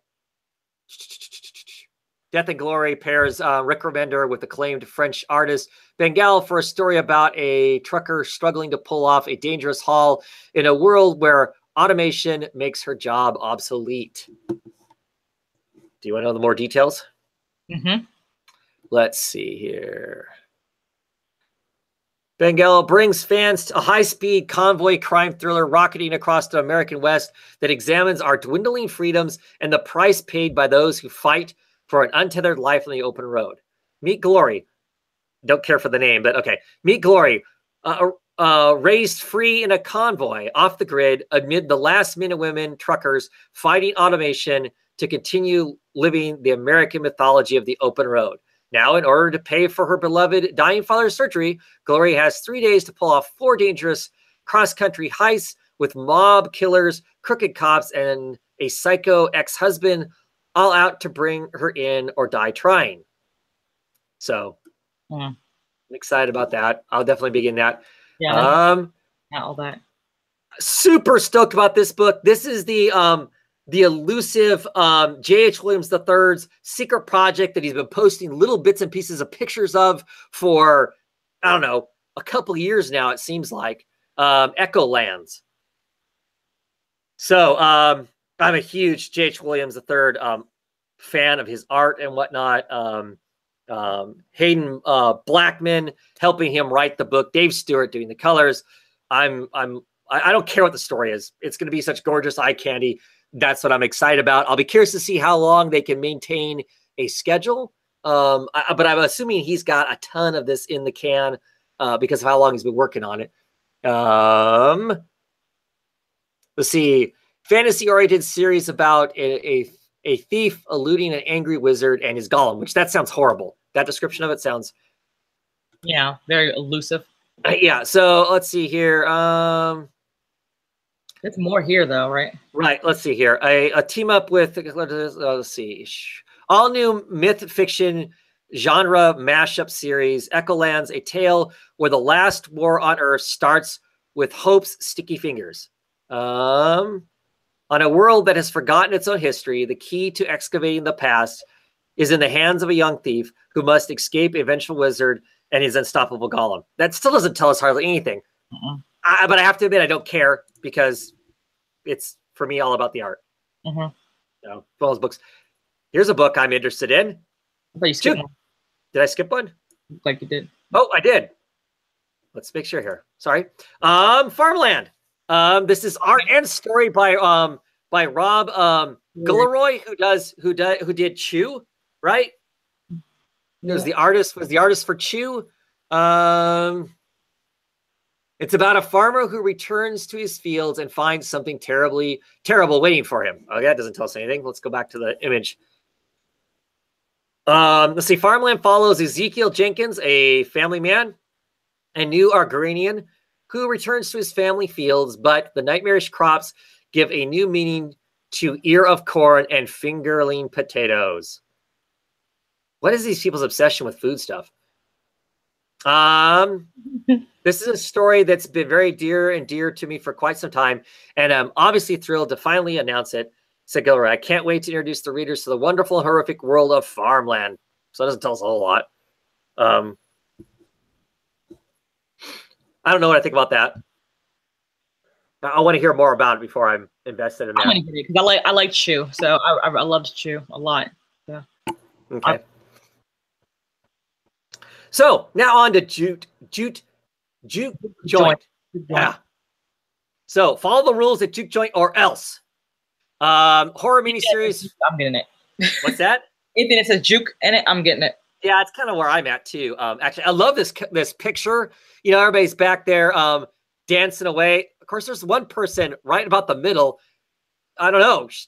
She's wearing a lot less than what you typically would have been worn at a of the era Juke Joint. I mean, I don't know. Looks like she's wearing panties and a bra is what she looks like she's wearing. So I don't know what era this is set in, but the rest of the people are dressed, you know, zoot suits and that sort of a kind of a deal, right? Yeah. So anyway, it says here a horror miniseries from Bingo Loves T. Franklin, an artist Maria Gwynn is also a period piece set in the height of the Jazz Age. And I love me some jazz, so that's cool too. So yeah, I don't know what's up with that girl back there who's not wearing anything, quite honestly. So, you know, not to, you know, I don't know. So most of the people in that picture look to be people of color, right? Except for maybe the people off to the far left side and the people who are laying down dead. Mm-hmm.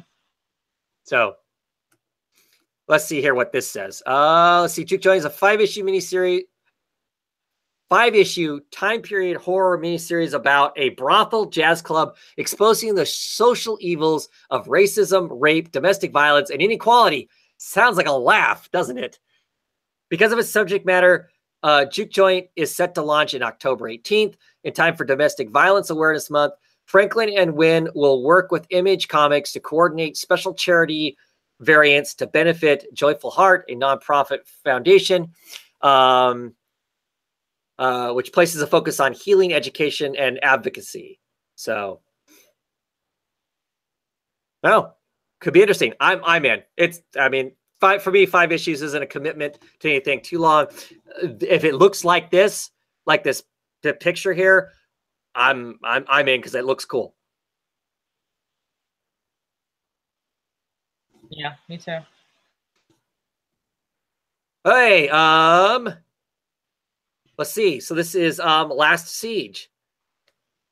This series offers an interesting genre mashup telling a story of medieval warfare filtered through a spaghetti Western lens. I don't know if I buy that.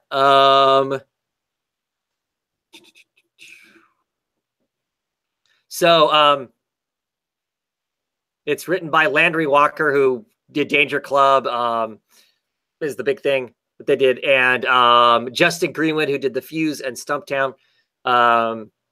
Yeah, team up for an all-new ongoing medieval war story inspired by the storytelling structure of a classic spaghetti Western, which, you know, of course, all of us know was actually based off of what Kurosawa films, right?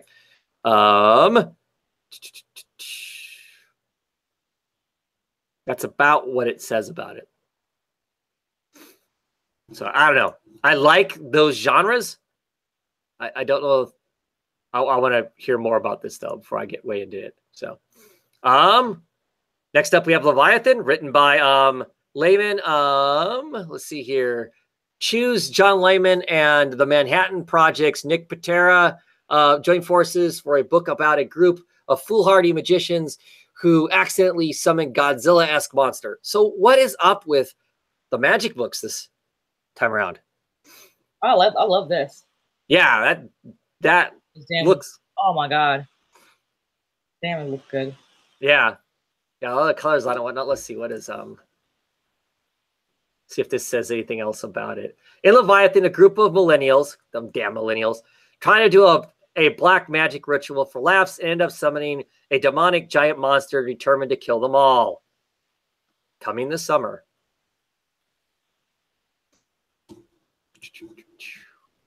So, oops, super excited about this.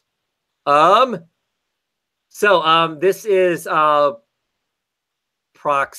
Proxima Centauri. That looks, I think is kind of cool. I love I'm not even gonna attempt to say his name. Farrell Darple. Yeah. I love like his pop gun stuff and whatnot. I'll be all over this because I like his art style. I just like his vibe. I like his imagination, his kind of crazy run with things kind of stuff. So I'm excited about this. This psychedelic space fantasy miniseries follows a group of cosmic travelers trying to make their way back to Earth. I don't know if this says anything else about it. Let's see. So 6-issue miniseries full of psychedelic sci-fi, science fiction, fantasy, action, drama. Let's see. It follows a teenage adventurer, Sherwood Presley Breadcoat, the scientist, Duke Herzog, and Dr. X, EXT, the time traveler, M. Paracel, and Shaky the Space Wizard, and Dog. Sherwood is looking for an escape from the spectral dimension, space zone, and a way back to Earth and his brother. I'll get it for the art. It's one of those books that I'll get it for the adventures for that. Let's see. And then we have the Red Hook, which is going to be I believe. So this is a creator, Dean Haspel, is bringing his superhero series, The Red Hook, to Image for a new set of reprints. So this is all stuff that's been out before. I'm not familiar with the Red Hook. I've read all the Red Hook. He first provided it digitally via the what was it? It was like a Kickstarter. No, not Kickstarter. It was like Webtoons. Oh, okay. And I read it that way, and so it's really nice to actually see it be in a physical form. So I'll actually be hopping on it physically. Yeah. So it says here, the Red Hook is a super thief who is bequeathed the Omni Fist of altruism and is transformed into a superhero against his will, or he will die a year after a sentient Brooklyn's heart is broken and physically. Yeah. One of the creators actually of that universe, who created one of the books that go into that universe, has passed away. It's one of the real creators who created one of those books. Oh, okay. Yeah, it's really, I really love Red Hook. That's a really good story. You would like it. You should hop on it. Yeah, it looks good. This is a book that I'm like, are you fucking kidding me? I'm not Son of Hitler. Some are born to make history. This original graphic novel explores what might have happened if the Allies discovered Hitler's biological son and learned he was the key to ending World War II. Why even sport? What's that? That's a why even sport something like that. I don't know. So acclaimed writer Anthony Del Cole, Assassin's Creed and Kill Shakespeare, New York Times best-selling cartoonist Jeff McComsey, Fubar, and newcomer Jeffrey Moore come together for an action-packed original graphic novel, Son of Hitler. Never before told story of Adolf Hitler's secret child and how his son was the key to ending World War II is now revealed in this audacious graphic novel based upon one of history's most intriguing rumors. In 1943, Nazi-occupied France, a rogue British SOE agent recruits a young baker's assistant for a dangerous mission by sharing with him a revelation no one would ever want to hear. He is the biological son of Adolf Hitler. It's kind of my opinion of that. Yep. Not the time ever, I guess. Yeah. I'm sick of hearing about Nazis. So unless it's them being punched in the face, and I guess that's what that story is, right? But I don't know. Tell something new, not the World War II thing. Anyway, so next up is Shanghai Red. Christopher Sabella is all over the place, isn't he? Yes, he's on fire right now, right? I hope it all works for him. I know. So they took her life from her. She's coming back to return the favor. Oh yeah. I love the look of this graphic anyway. Joshua Hickson on art. So the revenge story set in the early 20th century that spans from Shanghai to Portland, Oregon. Let's see if there's any other Shanghai Red. Let's see here. Yeah, okay, we got that part. McConzie. Oh wow. I know he would. You know what? He does a lot of Nazi stuff. Now that I think about it. Yeah. Something about. Yeah. Let's see. This doesn't say anything else really about the story as far as that goes. Be curious about that. I like me some good revenge stuff. So here we got Unnatural. Wink, wink, nudge, nudge. Say no more. Creator Makira Aldolfo brings her erotic graphic novel series to Image for its first English translation. So if you like pig girls getting it on with wolf boys, this is for you. somebody for everybody, I guess. Yeah, Leslie is a simple pig girl. She loves sushi, and she is trapped in a job she hates. She lives with Trish, her best friend. In her world, which is full of anthropomorphic creatures, the government interferes in the personal lives of its citizens, up to the point of allowing only relationships between individuals of the same race. The transgressors are punished. They are accused of being unnatural. Leslie dreams of something different for herself, but these dreams are becoming dangerous, especially because they feature a mysterious wolf. And when she wakes up, she thinks she's being watched. ... Yeah, no? It sounds a lot like today's society, I suppose.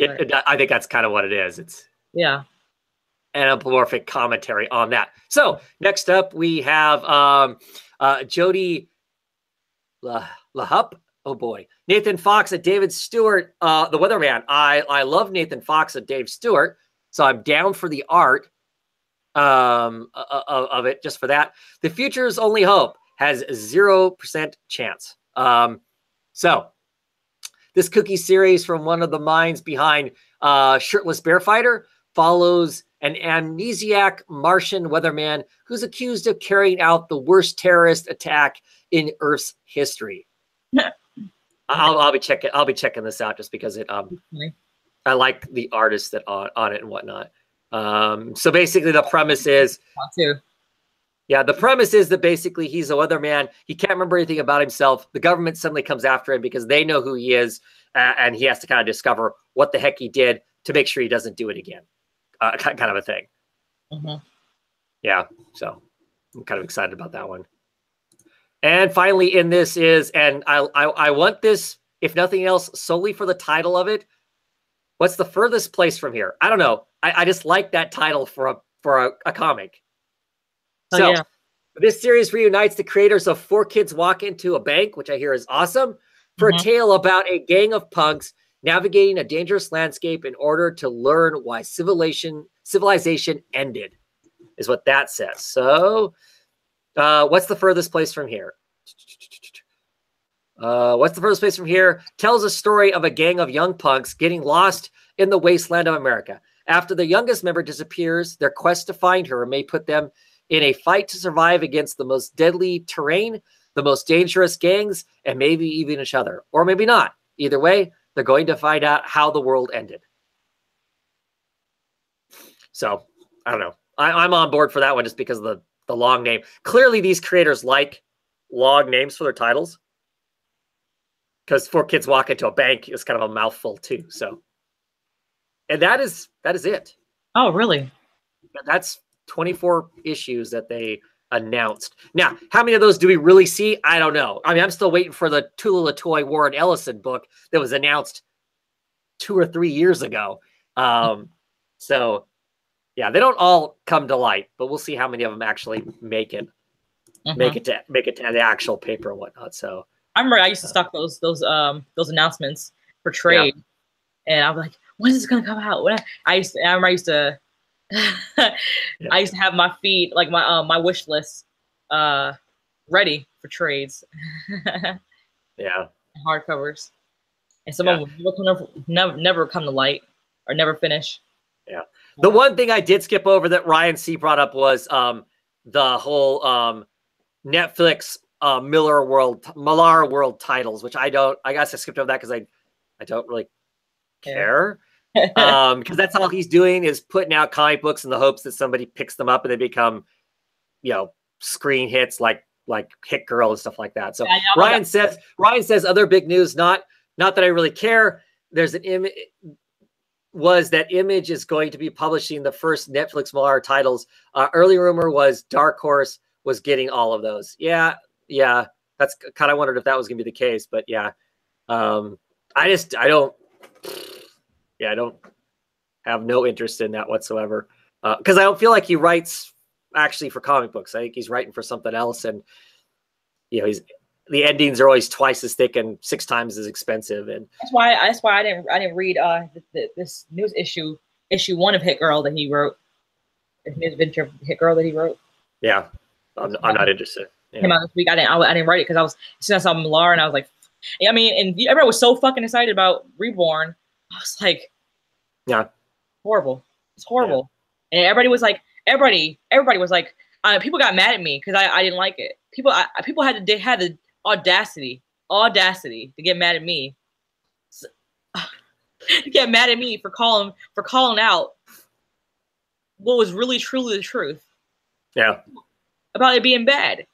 And do you hear anybody right now to this day talking about how great it is? Well, the best of my knowledge, hasn't been picked up as a movie yet either or anything, right? I was completely off. You wanna know why? Because it's shitty. That's why. Yeah. I was completely put off after Chrononauts. Chrononauts pretty much put me in a position that I don't. Yeah. Because if a book is good, people will still be talking about it right now. That's why it was not good. And I'll say it again. Reborn was horrible. Yeah. In the comments, they're also talking about Ryan C had asked if anyone remembered Grant Morrison and Steve Yalwell's New Adventures of Hitler. I had not heard of it, and I probably wouldn't read it. I'm even before the latest push of white supremacy and Nazis and that sort of stuff. I'm just not really excited generally to read anything that's got Hitler in the title. Yeah, me there's nursing homes. So I don't particularly. I don't like doing anything concerning cats. What are you doing? Like cats are attacking my screen. Yeah, and he's saying it was never collected in trade. The whole story was only maybe 50 pages. I don't know. I haven't heard of it. It's kind of surprising because I normally have a sense of what most of the Grant Morrison stuff is. But at any rate, so that's the coming up books that's coming out this later on in the year, over the summer and into the fall and whatnot. There's a few of those books that are 100%. There's no doubt in my mind I'm picking them up without having to know anything else about them. And there's others that I need to have a better idea of what, what's going on and whatnot. So, yeah. So Ryan is saying it was about Hitler's short period in England in his early 20s. And poised that the British taught him everything he knew about fascism. Huh. Yeah, I know. I mean, there's plenty of fascists everywhere, but I don't know. Whatever. Not interested, I guess. So I have a manifesto to write later on, so alrighty. Well, anything else we want to talk about? No, just my manifesto later. Okay, cool. We'll get on that. Is it a comic book one or is it just a regular manifesto? Okay, just the regular one, huh? The general run of the mill. Okay. Yeah, just random. Cool. All right. Got me. And with that scary thought, we will we'll call it a night. And no comic book roundtable next weekend. I will be out of town. I will be, you know, at the Comic-Con instead. And when not there, I will be sleeping. When I'm not at the con, gotta rest. So I'm ready and prepared. And then I'll be back the week after that. You know, hopefully with like, I don't know, 2 weeks worth of books to talk about or whatever. But so no show next week. You'll have to live without me. Oh, I know, right? That's what everybody plans their Saturday around is this. So that's true. And those of you that do, I really appreciate it. Thank you. For those of you who come and hang out with us live. What's that? They always come on and talk to me. Yeah, there you go. Rez will do the show. I'll be off. She'll do the show. Be my guest if you want to. Awesome. Get Mike to come on, talk with Mike. Twist Brandon's a good host when I'm not around. So, but he hasn't cut a video in quite some time. No. But anyway, that's where I'll be. I'll be in Emerald City Comic Con, hanging out with the cool kids. Yeah, no, right? And being cool and stuff. Yeah. And I don't know what the rest of you people are doing. You're clearly not. You're clearly not with us cool people. So, at any rate, thank you all for coming on and chatting with us. Ryan C, always appreciation. Jason Smith, who seemed to just jump in. Good to have you here. Let's see, who else am I thinking about? Kusak Clone 81. Thank you for telling us how to pronounce everybody's name. I'm going to do a show where I just announce a bunch of creators' names, and every single one of them is getting wrong, and I'm going to see how fast you can correct me on all of them. That should be some fun too. Anyway, I do appreciate you here. All joking aside, I think that's everybody who commented. Carlos, early on, thank you for showing up. Exile Comics also. I think I got everybody that's in the comments. Anyway, thank you. And good night, and see you in a couple weeks.